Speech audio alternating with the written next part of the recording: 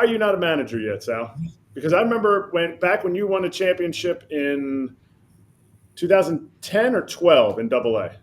2000. I think it was 11. 12 wasn't as good, but 11 I think we won. I can't Darno was remember. there. Darno Yeah, was there. You had the boys. You had Jan. everybody there. Oh Jan yeah, was we were there, loaded. Yeah, I think and those two guys though I'm pretty proud of. I mean, we had a lot of good players, but go ahead. Sorry. no. You're good. You're good. That's like, and I remember you came up to the big leagues that September maybe, and you were hanging out. I really Yeah. thought, I really thought you would be a manager by now. Is it a your choice? Is it a their choice? Is it a just the standard TV answer? I'm just happy where I am.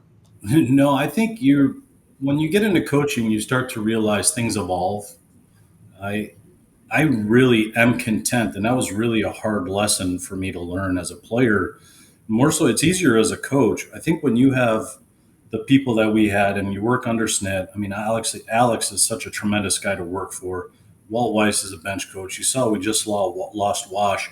I think over these last 7 years, I've learned so much about handling personnel, preparing your daily routine, plus how important, you know, we always know that pitching is important, but it's like more important than I ever even imagined.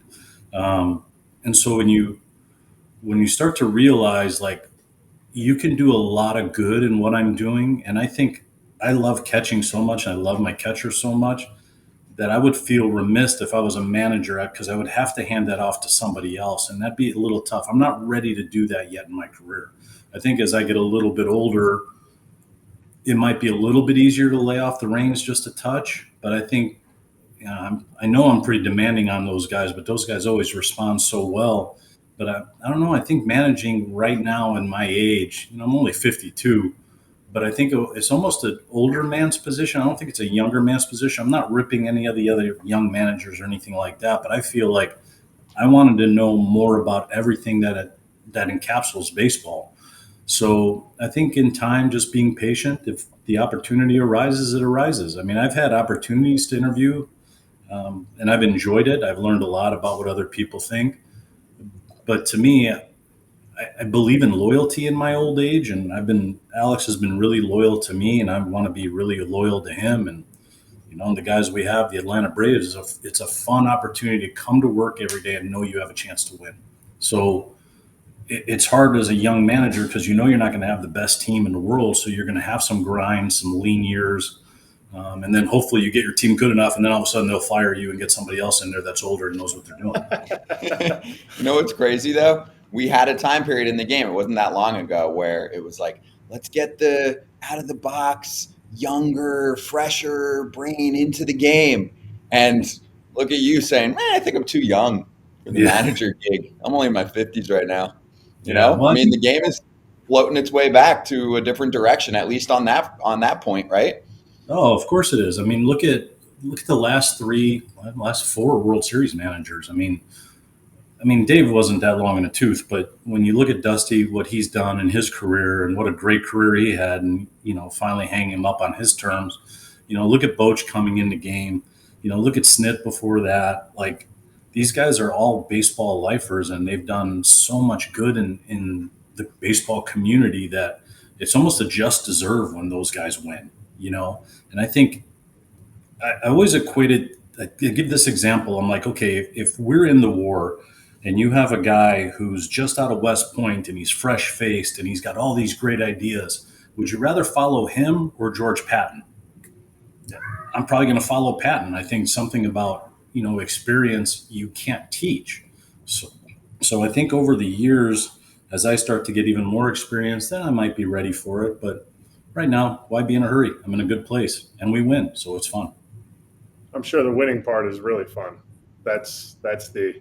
I know you always liked winning. Speaking of winning, Yeah. Counsell won the manager sweepstakes. How do you feel about your guy, my guy, Craig Counsell, going to crosstown rival? I mean, you've been in the game so long, you've played for so many teams, you can't really have a rival. But I think if Sal Fasano went to the Phillies as the manager of the Phillies in a year, I think some of the guys on your team would be like, wait a minute. Sean Murphy would be like, wait a minute, wait, you're going where? Yeah, I think it's It's pretty cool. Me and Counts got along. We go back to Notre Dame when he was in Notre Dame and I was at the University of Evansville, and Murph was the manager. So it was funny. Like we used to lead the league in bench clearing brawls. So that was a pretty fun experience for us. But Craig has done such a nice job, and I'm actually really happy for him. Just because number one, he got paid. Like, good for you getting paid. I mean, you spend your whole life trying to be a coach or grinding or making peanuts compared to the players. Well, all of a sudden now this guy's got a little bit more clout, so maybe we can start to give the managers just a little bit more power, credit. They always have power, but you wish they would get paid more. I mean, if you're in it to get paid, you might as well get paid. I think going to a crosstown rival, I think that would be tough for me to do, boy, if I had to go to Philly and play against my guys. But they all understand that's how the sport is. We all played on different teams. None of us were like the Derek Jeters that played with one team our whole life. But it was a weird situation. I don't blame him for going, but for him to go to Chicago, that was like, wow, you just went to your rival. So there's a lot of people in Milwaukee that are probably really pissed off right now.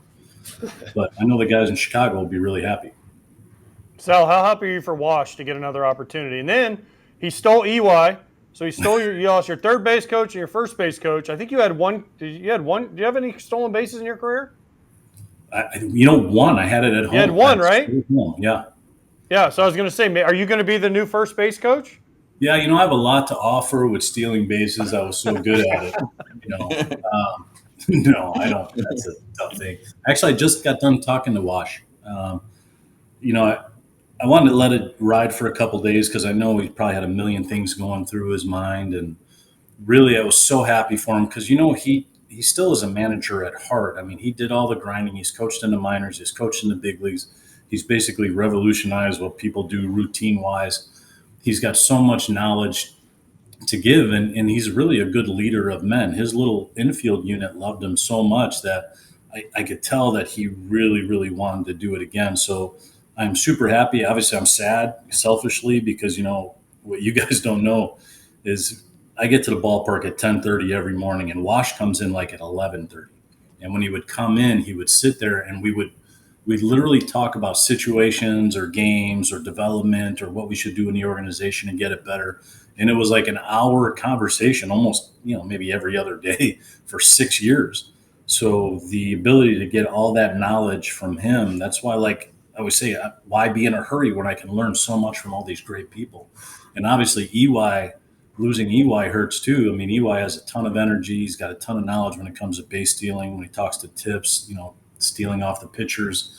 To have that kind of energy and that charisma on a daily basis, that's going to be tough to try to, have somebody fill that role. So, I'm excited for both of them, though, and they're going to a great place. And I love Perry and, the guys in Anaheim. So hopefully they can help turn that place around and get some guys to play on a daily basis.